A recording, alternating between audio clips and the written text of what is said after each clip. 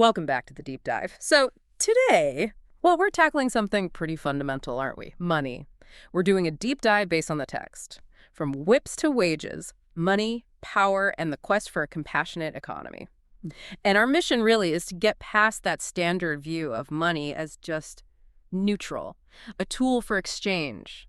We want to explore how it actually functions as a system of power, maybe even coercion. Exactly. And that leads us right into, well, a huge historical question. How did society shift? How did we move from, ruling people with the threat of actual violence, the literal whip, to controlling them with something seemingly invisible, the wallet? The wallet as a tether, that's a powerful image. It really is. It's about a shift from external physical control to something more internal, psychological. It shapes pretty much everything about modern life. Okay, so let's unpack the history first. Early on, power structures were, well, pretty brutal. Absolutely. Think direct fear. Slavery, tributes demanded forced labor. It was visible coercion. You obeyed, or you faced the consequences. Directly. The text calls it the literal whip.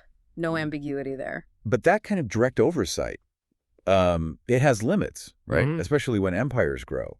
You just can't watch everyone everywhere all the time. It's inefficient. Highly inefficient. Mm-hmm. And this is where money starts to emerge, not just for trade, but as a really clever technology, a technology for governing at scale. How so? How does it allow that scaling?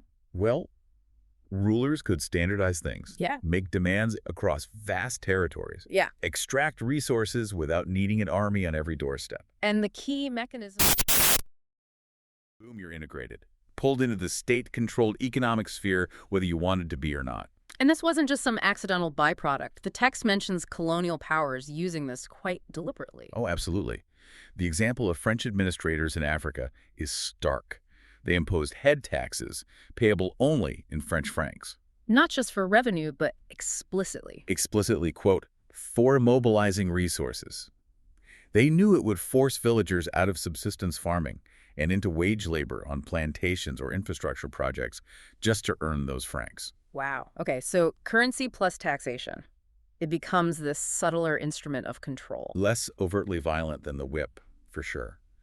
But the coercion is still there, woven into the fabric of survival. You have to participate. That's the invisible tether. It binds you to the system. It really does. And that sets the stage perfectly for the modern era, doesn't it? It does.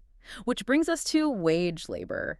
We talk about being free in a legal sense, no more slavery or serfdom, which is huge, obviously. But the text argues that for most people lacking independent wealth, that freedom is, well, conditional. Very conditional. Because the threat shifts. It's no longer the master's whip, but the whip in this